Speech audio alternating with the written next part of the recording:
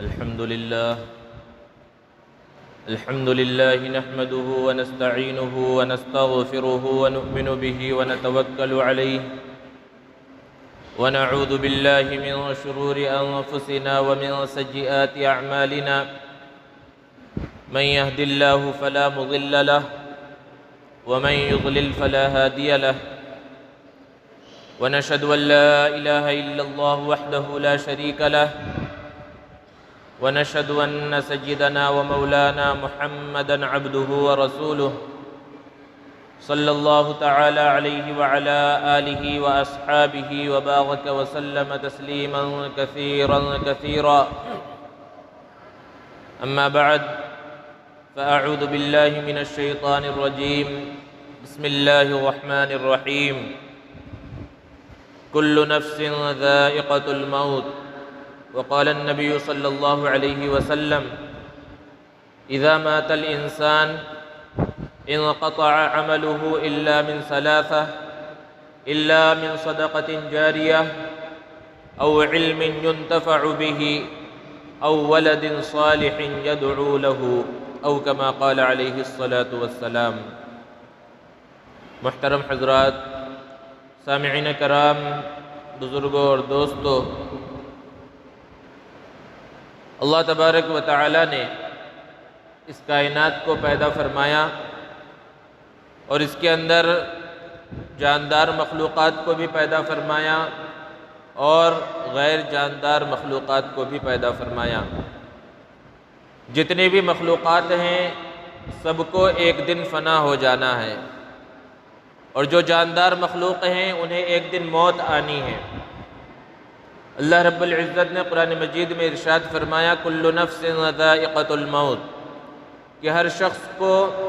موت کا مزہ چکھنا ہے۔ موت ایک اٹل حقیقت ہے۔ دنیا میں لوگوں نے بہت سی چیزوں کا انکار کر دیا، یہاں تک کہ خدا کا انکار کر دیا، رسول اور پیغمبر کا انکار کر دیا، لیکن وہ بھی موت کا انکار نہ کر سکے۔ ہر شخص کو اس بات پر یقین ہے کہ موت ضرور آنی ہے۔ یہ ایک اٹل حقیقت ہے، کوئی بھی اس سے بچ نہیں سکتا۔ کوئی مالدار، کوئی پڑھا لکھا، کوئی ان پڑھ، کوئی بھی یہ نہیں سمجھتا ہے کہ میں اپنی مالداری کی وجہ سے، میں اپنے علم کی وجہ سے موت سے بچ جاؤں گا، ایسا کوئی نہیں سمجھتا۔ اور جب موت کا وقت آ جاتا ہے تو پھر نہ ایک لمحہ آگے ہوتا ہے نہ ایک لمحہ پیچھے۔ اذا جاء اجلهم لا يستأخرون ساعة ولا يستقدمون۔ اور بسا اوقات تو ایسا ہوتا ہے کہ انسان خود موت کے منہ میں چلا جاتا ہے،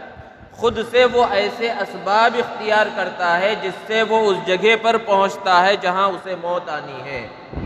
قرآن میں اللہ نے بیان فرمایا لا تدری نفس بأي ارض تموت، کہ کسی انسان کو یہ معلوم نہیں ہے کہ اسے کس جگہ پر موت آئے گی، یہ علم صرف اللہ کو ہے۔ اور ایسا ہوتا ہے کہ انسان نے اپنی پوری زندگی میں کبھی اس جگہ کا سفر نہیں کیا، کبھی وہاں پر گیا نہیں، وہاں جانے کا تصور تک نہیں ہوا، وہاں جانے کا ارادہ تک نہیں ہوا، لیکن جب موت کا وقت آ جاتا ہے تو انسان وہاں خود بخود پہنچ جاتا ہے۔ کوئی چیز اسے لے کر پہنچ جاتی ہے، کچھ اسباب بن جاتے ہیں جس کی وجہ سے وہ وہاں کا سفر کرتا ہے، اور پھر موت کا فرشتہ اسے وہاں پر پکڑ لیتا ہے۔ ایک واقعہ بڑا مشہور ہے، حضرت سلیمان علیہ السلام کی مجلس لگی ہوئی ہے، وزراء امراء بیٹھے ہوئے ہیں۔ حضرت عزرائیل جو ملک الموت ہیں، موت کے فرشتے ہیں، وہ انسانی شکل میں حضرت سلیمان علیہ السلام سے ملاقات کے لیے آئے۔ ان کے ایک وزیر کو گھور گھور کر دیکھا، اور جب وہ چلے گئے تو اس وزیر نے حضرت سلیمان علیہ السلام سے پوچھا کہ یہ کون تھے؟ مجھے بہت گھور گھور کر دیکھ رہے تھے، مجلس میں کسی اور کو اس طرح انہوں نے نہیں دیکھا۔ حضرت سلیمان علیہ السلام نے فرمایا کہ یہ عزرائیل تھے، ملک الموت تھے۔ تو اس وزیر کو ڈر محسوس ہوا، خوف کا احساس ہوا۔ اس نے کہا کہ انہوں نے مجھے گھور کر دیکھا، مجھے اپنی جان کا خوف محسوس ہو رہا ہے۔ اللہ نے آپ کو قوت دی ہے، طاقت دی ہے، ہواؤں پر آپ کی حکومت ہے، ان ہواؤں کو حکم دیجئے کہ مجھے یہاں سے اٹھا کر فلاں جزیرے میں پہنچا دے۔ بعض تاریخی روایتوں میں اس جزیرے کا نام بھی موجود ہے کہ جزیرے بوماس کے اندر مجھے پہنچا دے۔ حضرت سلیمان علیہ السلام کو اللہ نے قوت دی تھی، ہواؤں کو حکم دیا اور اس وزیر کو ہواؤں نے اٹھایا اور اس جزیرے میں پہنچا دیا، اور جیسے ہی وہ اس جزیرے کے اندر پہنچا ملک الموت وہاں پر آئے اور اس کی روح کو قبض کر لیا۔ پھر کچھ دنوں کے بعد ملک الموت حضرت سلیمان علیہ السلام کی مجلس میں حاضر ہوئے۔ حضرت سلیمان علیہ السلام نے ان سے پوچھا کہ اس وزیر کا معاملہ کیا تھا، آپ اسے کیوں گھور گھور کر دیکھ رہے تھے؟ تو حضرت عزرائیل علیہ السلام نے ارشاد فرمایا کہ میں اسے اس لیے گھور گھور کر دیکھ رہا تھا کہ جس کی موت کا وقت ہو چکا ہوتا ہے اللہ رب العزت مجھے بتلا دیتے ہیں، اور مجھے پتا تھا کہ اس کی موت چند لمحوں کے بعد ہی فلاں جزیرے میں ہونی ہے، پھر وہ یہاں بیٹھ کر کیا کر رہا ہے، اس وجہ سے میں نے تعجب سے اسے گھور گھور کر دیکھا، اور پھر اس نے ہی خود وہ سبب اختیار کیا کہ وہ اس جزیرے میں پہنچا اور اسے موت آ گئی۔ تو انسان ایسا ہوتا ہے کہ بسا اوقات وہ خود ایسے اسباب اختیار کرتا ہے کہ وہ موت کے منہ میں چلا جاتا ہے۔ تو موت ایک اٹل چیز ہے، اور ہم روزانہ موت کی خبریں سنتے ہیں، مرحومین کے لیے دعائیں کرتے ہیں، ان کے جنازوں میں شریک ہوتے ہیں، تدفین میں شریک ہوتے ہیں، روزانہ کی بنیاد پر موت ہم دیکھتے ہیں، لیکن اس کے باوجود بھی موت کا ڈر ہمارے دلوں کے اندر نہیں ہے، جبکہ یہ یقین ہے کہ ایک دن اس دنیا کو چھوڑ کر جانا ہے، اور جب جانا ہے تو اگلی زندگی بھی ہے، اور اس زندگی کا جو مرحلہ ہے وہ بڑا خطرناک مرحلہ ہے کہ سب سے پہلے قبر کا مرحلہ ہے، حساب کتاب کا مرحلہ ہے، سوال جواب کا مرحلہ ہے، جزا سزا کا مرحلہ ہے، پھر اس کے بعد آگے جنت اور جہنم کا مرحلہ ہے۔ یہ اتنے نازک مرحلے ہیں، ان سب مرحلوں سے ہمیں گزرنا ہے، اور جب معلوم ہے کہ وہاں جانا ہے تو پھر موت سے ڈرنے کی بھی ضرورت نہیں ہے، بلکہ اس موت کے واسطے تیاری کرنے کی ضرورت ہے۔ اسی کو پیارے آقا محمد عربی صلی اللہ علیہ وسلم نے ارشاد فرمایا، موتوا قبل ان تموتوا، کہ مرنے سے پہلے مرنے کی تیاری کر لو۔ اسی لیے پیارے آقا صلی اللہ علیہ وسلم نے ارشاد فرمایا کہ کوئی دن قبر پر ایسا نہیں گزرتا جب وہ اعلان نہ کرتی ہو کہ میں وحشت کا گھر ہوں، میں کیڑے مکوڑوں کا گھر ہوں، میں تنہائی کا گھر ہوں۔ انسان اور جنات کے علاوہ سب اس کو سنتے ہیں، تو وہاں اعلان ہو رہا ہے، اس وحشت کے گھر میں ہر ایک کو جانا ہے، اور اس کے لیے اسی دنیا کے اندر تیاری کرنی ہے۔ اللہ رب العزت نے قرآن مجید کے اندر ارشاد فرمایا، یا ایھا الانسان ما غرک بربک الکریم، کہ انسان تجھ کو تیرے کریم رب سے کس چیز نے دھوکے میں ڈال رکھا ہے۔ یہ بہت بڑا فضل ہے ہمارے ساتھ کہ ہمارا رب کریم ہے، ہمارا رسول وہ رسول جو ہے جو کریم ہے۔ اللہ رب العزت نے اتنے احسانات فرمائے ہیں کہ اس کا اندازہ نہیں کیا جا سکتا، کہ ایک انسان اگر گناہ کا ارادہ کرے تو اس کے نام اعمال میں گناہ نہیں لکھا جاتا، وہ سوچ لے، پختہ ارادہ کر لے، تب بھی گناہ اس کے نام اعمال میں فرشتے نہیں لکھتے ہیں۔ کب گناہ لکھا جاتا ہے؟ جب وہ اس گناہ کو کر لیتا ہے، تب پھر اس کے نام اعمال میں گناہ لکھا جاتا ہے، اور ایک غلطی کی، ایک غلط کام کیا تو اسی اعتبار سے ایک گناہ لکھا جاتا ہے۔ اس کے برخلاف ایک انسان نیکی کا ارادہ کرے تو صرف نیکی کا ارادہ کرنے کی وجہ سے اس کے نام اعمال میں ایک نیکی لکھ دی جاتی ہے، اگرچہ وہ نیکی نہ کرے۔ نیکی کا ارادہ کیا تھا، پھر نیکی کی ہی نہیں، تب بھی ایک نیکی اس کے نام اعمال میں لکھ دی گئی، اور اگر وہ اس نیکی کو انجام دے دے، جس اچھے کام کا ارادہ کیا تھا اس اچھے کام کو پورا کر دے، تو کم سے کم 10 نیکیاں، اور اللہ رب العزت اپنی شان کے اعتبار سے اور ہر انسان کے اعتبار سے کتنا عطا فرمائیں گے یہ اللہ رب العزت ہی جانتے ہیں۔ تو انسان کا جو نام اعمال ہے وہ چل رہا ہے ہمیشہ، جب تک وہ زندہ ہے اس کا نام اعمال میں نیکیاں بھی لکھی جا رہی ہیں، گناہ بھی لکھے جا رہے ہیں۔ اور اس امت کی جو عمریں اللہ رب العزت نے متعین فرمائی ہیں، اوسط عمر وہ 60-70 سال کے درمیان میں رکھی ہے، اس سے زیادہ بھی عمریں ہوتی ہیں، اور اس سے کم 20-25 سال میں بھی انسان کا انتقال ہو جاتا ہے، لیکن جو اوسط عمر ہے وہ 60، 65 اور 70 سال ہے، اور یہ پہلی جو امتیں گزری ہیں ان کے اعتبار سے دیکھا جائے تو بہت کم عمر ہے۔ اگر ایسا ہوتا کہ اللہ رب العزت بہت طویل عمر عطا فرماتے، یا انسان کو قیامت تک زندہ رکھتے، موت ہی اسے نہ آتی، تو پھر کیا ہوتا کہ اس کا نام اعمال مستقل چلتا رہتا۔ اور جب لمبی زندگی ہے، موت بہت دور ہے، طویل زندگی ہے، تو گناہ بھی اسی اعتبار سے بڑھتے چلے جاتے. لیکن اللہ رب العزت نے ایک فضل یہ فرمایا کہ عمر تو بہت زیادہ طویل نہیں رکھی، مختصر عمریں رکھی ہیں، لیکن اس کے اندر نیکی کمانے کے بہت سارے ذرائع رکھ دیے کہ عمر کم ہوگی لیکن نیکی کمانے کے جو ذریعے ہیں، جو اسباب ہیں، وہ زیادہ ہوں گے، اتنے زیادہ ہوں گے کہ صرف نیکی کا ارادہ کرنے کی وجہ سے بھی نام اعمال میں نیکی کو لکھ دیا جائے گا. تو یہ نیکیوں کا سلسلہ، اور انسان اگر برائی کرے تو وہ برائیوں کا سلسلہ یہ انسان کے نام اعمال میں لکھا جاتا رہتا ہے. اور پھر جب اسے موت آتی ہے تو پھر اس کے اس دفتر کو، اس رجسٹر کو بند کر دیا جاتا ہے. تو اس دنیا کی جو خطرناک اور نازک دنیا آگے آنے والی ہے، اس کی تیاری اسی دنیا کے اندر کرنی ہے، اس موت کے آنے سے پہلے کرنی ہے، اس آنکھ کے بند ہو جانے سے پہلے کرنی ہے، کیونکہ جب یہ آنکھ بند ہو جائے گی تو پھر اس کے بعد وہ رجسٹر بند ہو جائے گا. لیکن ہونا یہ چاہیے کہ انسان کو جو یہ مختصر زندگی، قیمتی زندگی ملی ہے، اس میں ایسے کام کر کے چلا جائے کہ جب اسے موت آ بھی جائے، اس کی آنکھ بند بھی ہو جائے، عزرائیل آ جائیں، ملک الموت آ جائیں، اس کی روح کو قبض کر کے لے کر چلے جائیں، اس کے بعد بھی اس کے نام اعمال میں نیکیوں کا سلسلہ چلتا رہے. ہونا یہ چاہیے کہ انسان اپنی زندگی میں ایسے اعمال کر کے چلا جائے. اور اس کی کیا صورت ہے؟ پیارے آقا محمد عربی صلی اللہ علیہ وسلم نے ارشاد فرمایا، اس کی صورتیں ہیں.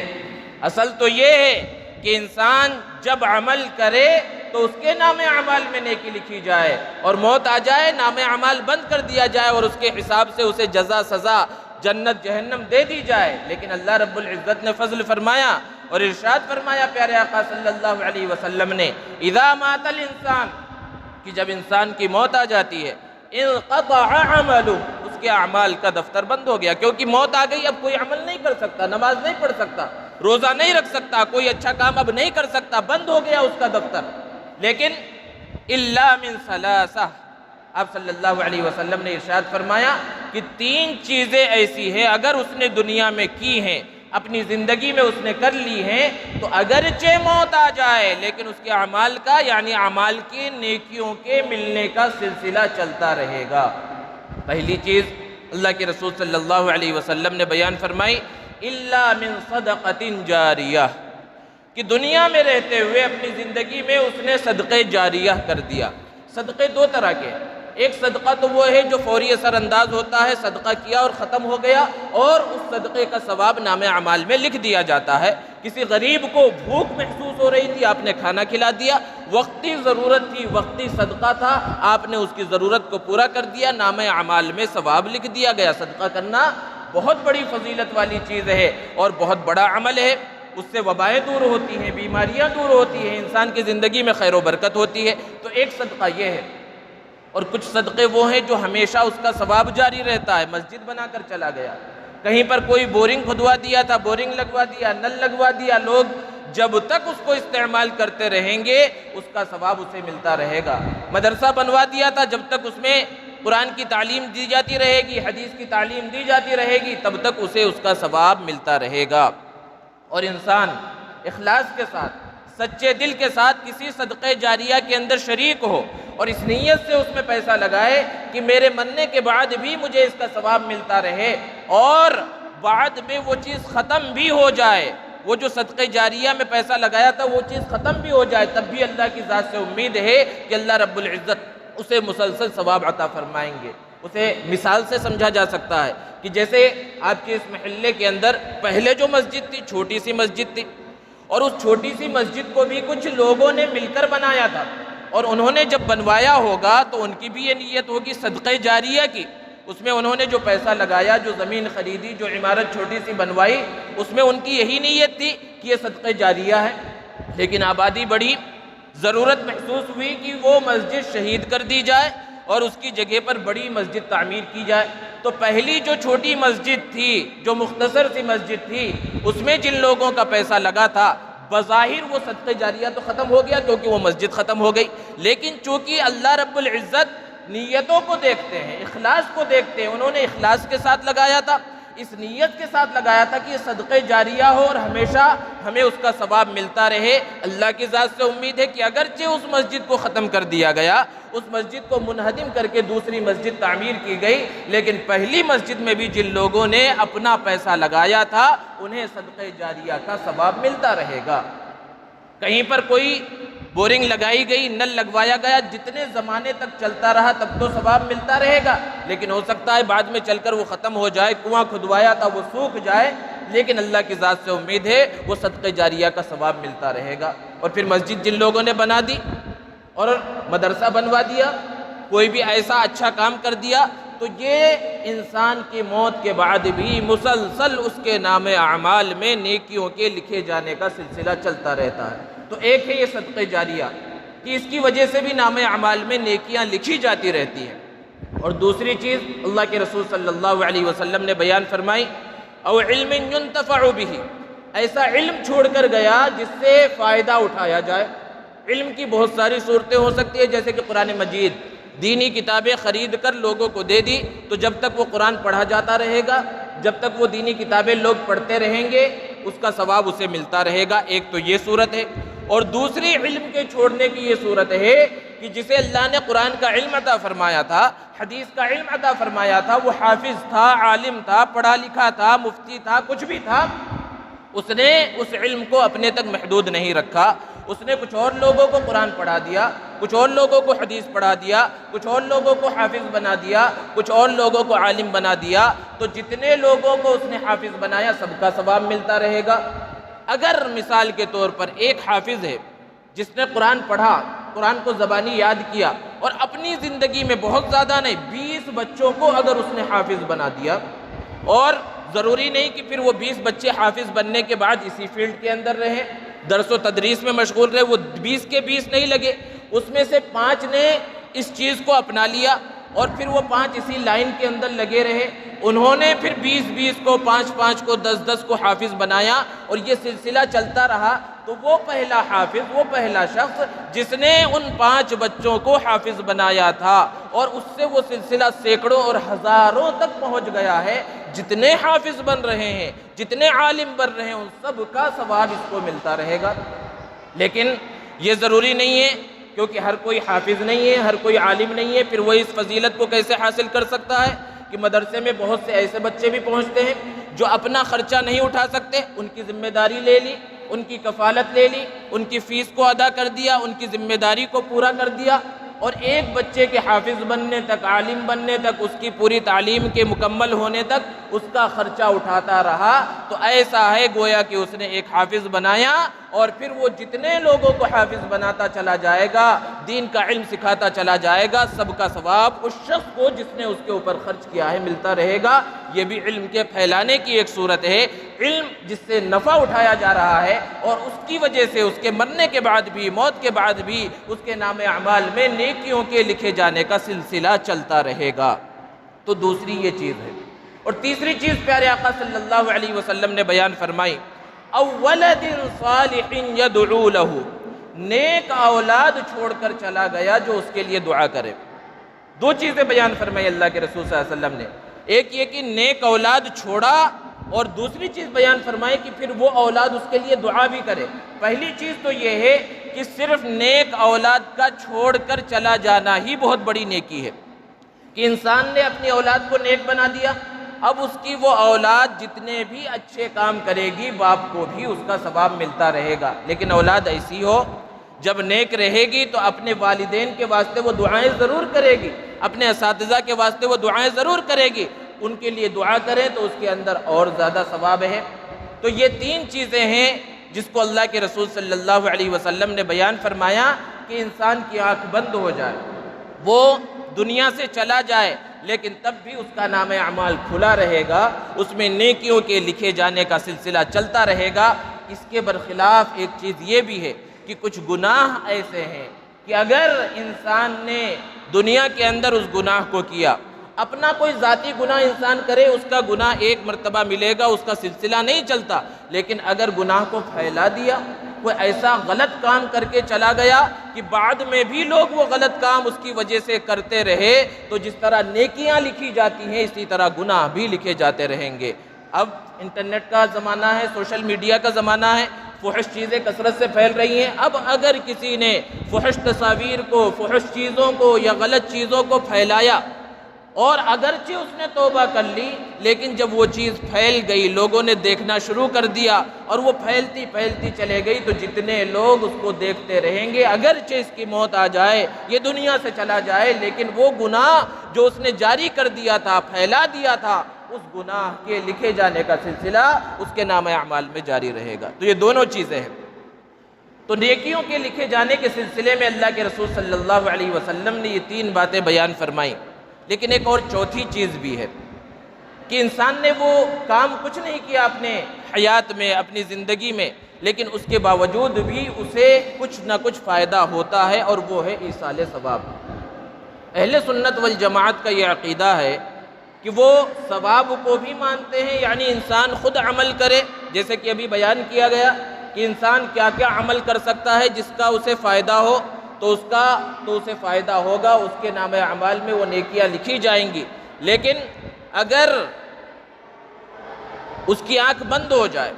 اور اس کے جو اعزاء اقارب ہیں وہ اس کے واسطے کچھ کریں، ثواب پہنچائیں، تب بھی اسے کچھ نہ کچھ فائدہ حاصل ہوگا، اور اسے ایصال ثواب کہا جاتا ہے۔ تو اہل سنت والجماعت ثواب کو بھی مانتے ہیں، اور ایصال ثواب یعنی ثواب پہنچانا کسی کے لیے، اس کو بھی مانتے ہیں۔ اور ثواب پہنچانے کی، ایصال ثواب کی کئی صورتیں۔ سب سے پہلی چیز دعا ہے، کہ جیسے کسی کا انتقال ہو جاتا ہے، عام طور پہ نمازوں میں دعا کی جاتی ہے مرحوم کے لیے۔ جو دعا کی جاتی ہے کس لیے کی جاتی ہے؟ تاکہ اس کی آگے کی زندگی آسان ہو جائے، تو ایک اعتبار سے اس کو فائدہ پہنچانے کے واسطے دعا کی جاتی ہے۔ اور اللہ کے رسول صلی اللہ علیہ وسلم کو اللہ تبارک و تعالیٰ نے حکم دیا وَاسْتَغْفِرْ لِذَنْبِكَ وَلِلْمُؤْمِنِينَ وَالْمُؤْمِنَاتِ، کہ اللہ کے رسول صلی اللہ علیہ وسلم کو یہ حکم ہے کہ مسلمان مرد اور مسلمان عورتوں کے واسطے مغفرت کی دعا کیجیے۔ اس سے پتہ چلا کہ اس دعا کا فائدہ انہیں پہنچتا ہے۔ اور قرآن مجید میں اللہ رب العزت نے بیان فرمایا کہ جو عرش کے اٹھانے والے فرشتے ہیں وہ مسلمان مردوں اور مسلمان عورتوں کے واسطے دعا کرتے ہیں، اور اس کی وجہ سے انہیں فائدہ پہنچتا ہے۔ تو اس سے بھی یہ بات سمجھ میں آئی کہ اگر کسی مسلمان کے واسطے دعا کی جاتی ہے، مرحوم کے واسطے جو اس دنیا سے چلا گیا، تو ان دعاؤں کا اثر ہوتا ہے۔ اسی طرح قرآن مجید میں اللہ رب العزت نے بیان فرمایا والذین جاؤوا من بعدهم یقولون ربنا اغفر لنا ولاخواننا الذین سبقونا بالایمان، کہ جو لوگ بعد میں آئے اور انہوں نے بعد میں آنے کے بعد اپنے واسطے مغفرت کی دعا کی، اور اپنے ان ایمانی بھائیوں اور مسلمان بھائیوں کے واسطے جو پہلے چلے گئے تھے ان کے واسطے بھی اگر مغفرت کی دعا کی، تو پہلے گزرنے والے مسلمانوں کو بھی اس کا فائدہ پہنچتا ہے۔ تو اس سے یہ سمجھ میں آیا کہ ایصال ثواب کے اندر ایک بنیادی چیز ہے، وہ دعا ہے، اور اس دعا کا فائدہ مرنے والے کو پہنچتا ہے۔ اور اعمال میں سے کچھ اعمال وہ ہیں جو خالص مالی ہیں، تو جو مالی صدقہ ہوگا، مال کے ذریعے ایصال ثواب ہوگا، اس کے اندر کسی کا بھی اختلاف نہیں ہے۔ ایک فرقہ بہت پہلے گزرا جسے فرقہ معتزلہ کہا جاتا ہے، وہ ایصال ثواب کو نہیں مانتے کہ جو بھی ہے وہ ثواب ہے، انسان نے جتنا عمل کر لیا بس اسے ہی اتنا ہی ملے گا، اور اس کی دلیل دیتے ہیں قرآن مجید سے وَأَن لَيْسَ لِلْإِنسَانِ إِلَّا مَا سَعَى، کہ انسان کو وہی ملے گا جو اس نے کیا ہے، جس کی کوشش اس نے کی۔ لیکن مفسرین نے اس آیت کریمہ کی تفسیر میں بیان فرمایا کہ اس آیت سے مراد یہ ہے کہ ایمان ضروری ہے، ایمان کے بغیر اگر کوئی کچھ بھی کر رہا ہے تو اسے اس کا کوئی فائدہ حاصل نہیں ہوگا۔ ثواب اور ایصال ثواب سے اس کا تعلق نہیں ہے۔ اور ایصال ثواب کے بارے میں اللہ کے رسول صلی اللہ علیہ وسلم نے احادیث میں بیان فرمایا،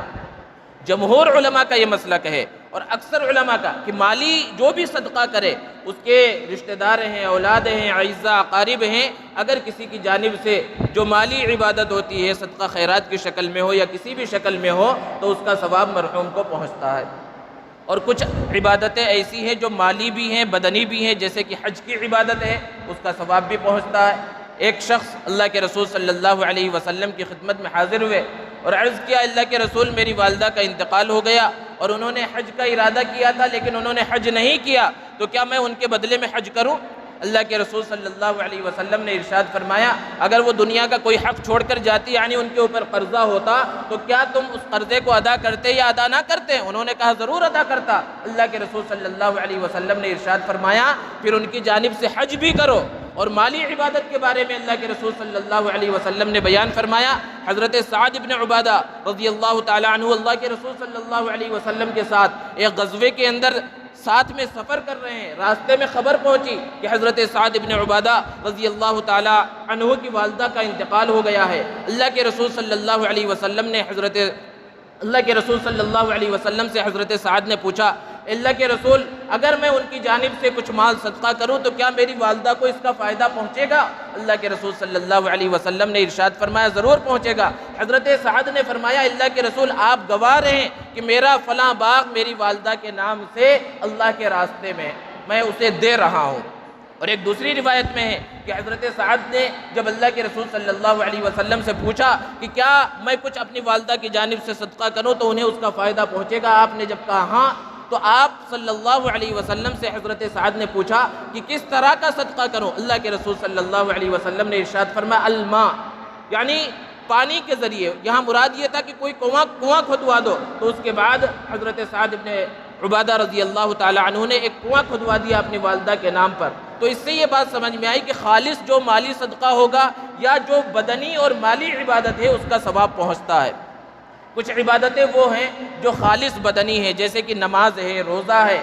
تو کیا اگر مرحوم کی جانب سے خالص بدنی عبادت کی جائے جیسے کہ نفل نماز کو پڑھا جائے اور اس کا ثواب پہنچایا جائے تو یہ ثواب پہنچتا ہے؟ نماز کے ذریعے اور روزے کے ذریعے ایصال ثواب ہوتا ہے یا نہیں ہوتا ہے؟ اس کے اندر علماء کا اختلاف ہے۔ جمہور علماء کا یہ مسلک ہے، اکثر علماء ائمہ اربعہ کا یہ مسلک ہے کہ جو خالص بدنی عبادت ہے اس کا ثواب بھی پہنچتا ہے۔ فرض نماز اور واجب جو نماز ہے، واجب جو عبادت ہے، فرض جو عبادت ہے، اس کا ثواب وہ تو انسان کی اپنی ضرورت ہے۔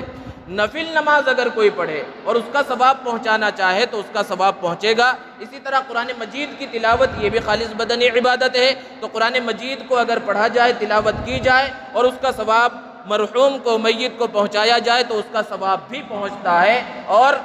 اس کے لیے بہت ساری دلیلیں ہیں۔ اللہ کے رسول صلی اللہ علیہ وسلم نے حدیث مبارکہ میں بیان فرمایا کہ جب کسی کی موت کا وقت قریب آ جائے تو اس کے سرانے پر تم سورہ یاسین پڑھو۔ اس سے یہ بات سمجھ میں آئی کہ اسے اس کا فائدہ پہنچ رہا ہے۔ اور اللہ کے رسول صلی اللہ علیہ وسلم نے یہ بھی بیان فرمایا کہ جب اپنے مردے کو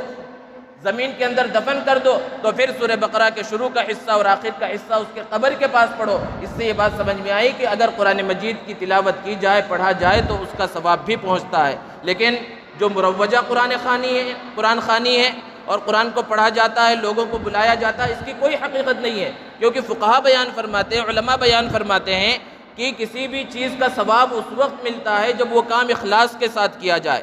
اور اخلاص کب ہوگا؟ کہ کسی کے گھر میں انتقال ہوا تو اس کے جو اعزاء ہیں، جو اقارب ہیں، جو رشتہ دار ہیں، وہ خود پڑھیں، خود کچھ عمل کریں، خود کچھ ثواب پہنچائے تو اس کا ثواب پہنچے گا۔ خود پڑھنے کے بجائے لوگوں کو بلائیں، اور ایسے لوگ جن کا کام ہی یہ ہے کہ وہ پہلے سے رقم متعین کریں کہ ہم قرآن پڑھنے کے واسطے آئیں گے، ہمارا ایک گروپ ہوگا، 10 لوگوں کا، 15 لوگوں کا، اتنی دیر پڑھیں گے، اتنے قرآن پڑھیں گے اور پھر اس کا اتنا پیسہ ہوگا اور کھانے کے انتظام ہوگا، نہیں ہوگا، اللہ فلاں بہت ساری باتیں کی جاتی ہیں اور پھر ان کو اس طرح بلایا جاتا ہے۔ تو جب ان کے اندر اخلاص ہی نہیں ہے، وہ کام ہی وہ پیسے کے واسطے کر رہے ہیں تو اس کا ثواب کیا پہنچے گا؟ اس کا ثواب جب خود انہیں ہی نہیں ملا تو دوسرے کو اس کا ثواب کیسے پہنچایا جا سکتا ہے؟ تو اس بات کو سمجھنے کی ضرورت ہے کہ ایصال ثواب کی ایک حقیقت ہے اور ایصال ثواب ہوتا ہے۔ لیکن اللہ کے رسول صلی اللہ علیہ وسلم نے جیسے کہ ایک بات بیان فرمائی، الدین یسر، کہ دین بہت آسان ہے۔ ایصال ثواب کے واسطے کسی دن کے متعین کرنے کی ضرورت نہیں کہ جب میت کا انتقال ہوگا اس کے 30ویں دن یا 10ویں دن یا 40ویں دن یا پھر 1 سال کے بعد جب اس کی برسی ہوگی، برسی کو متعین کر دیا گیا، اس دن ایصال ثواب کیا جائے گا۔ اس کی کوئی حقیقت نہیں ہے۔ ایصال ثواب اتنا آسان ہے، دین اتنا آسان ہے کہ آپ یہاں بیٹھے ہوئے ہیں، آپ کو اپنے کسی مرحوم کی یاد آئی اور یہیں بیٹھ کر آپ نے اس کے واسطے کچھ ایصال ثواب کر دیا اور صرف ارادہ کر لیا، ہاتھ بھی نہیں اٹھایا، زبان سے بھی نہیں کہا کہ یہ جو ثواب ہے اس کا ثواب فلاں کو پہنچ جائے، والد کو پہنچ جائے، والدہ کو، دادا کو، دادی کو پہنچ جائے، تو وہ ثواب پہنچ جاتا ہے۔ ایصال ثواب اتنا آسان ہے، اس لیے کسی دن کا متعین کرنا کہ خاص اس دن کے اندر ایصال ثواب کیا جائے گا تبھی ثواب پہنچے گا، اس کی کوئی حقیقت نہیں۔ اور اگر کوئی کہتا ہے کہ اس کی حقیقت ہے تو اللہ کے رسول صلی اللہ علیہ وسلم اور صحابہ کی زندگی ہمارے سامنے ہے، کبھی اس طرح کوئی دن متعین کر کے ایصال ثواب نہیں کیا گیا۔ اور مرحومین کی جانب سے جو ایصال ثواب کیا جاتا ہے اس میں دعوت کی جاتی ہے، بہت سی مرتبہ تو عام دعوت کا اعلان ہوتا ہے۔ کھانا اگر کھلا کر کسی کو ثواب پہنچایا جا رہا ہے تو کھانا کون کھائے گا تب ثواب پہنچے گا؟ ظاہر سی بات ہے جو مستحق ہے، جو غریب آدمی ہے، جو فقیر ہے، جو کھانے کا محتاج ہے، جو زکوٰۃ کا مستحق نہیں ہے، وہ جب کھائے گا اس کھانے کو تو اس کا ثواب پہنچے گا۔ لیکن ایصال ثواب کی دعوت ہوتی ہے اور اس کے اندر رشتہ داروں کی بھی دعوت ہے، مالداروں کی بھی دعوت ہے، اور اصل جن کو پوچھنا چاہیے جو مستحق غریب ہے وہ اکا دکا ہیں۔ تو اگر کچھ غریبوں نے کھانا کھایا تو وہ ایک دو غریب جنہوں نے کھانا کھایا ہے جو مستحق تھے اس کا ثواب تو بہرحال پہنچ جائے گا، لیکن آپس میں ہی سارے رشتہ دار کھا رہے ہیں، ایصال ثواب ہے، ثواب پہنچانا ہے تو اس کا ثواب نہیں پہنچتا ہے، اس کی کوئی حقیقت ہی نہیں، وہ عام دعوتوں کی طرح ایک دعوت ہے۔ اس لیے ان سب چیزوں کو سمجھنے کی ضرورت ہے، دین کے احکام کو، شریعت مطہرہ کو اچھے سے سمجھ کر اس پر عمل کرنے کی ضرورت ہے۔ اللہ رب العزت ہمیں عمل کی توفیق عطا فرمائے۔ وآخر دعوانا الحمدللہ رب العالمین۔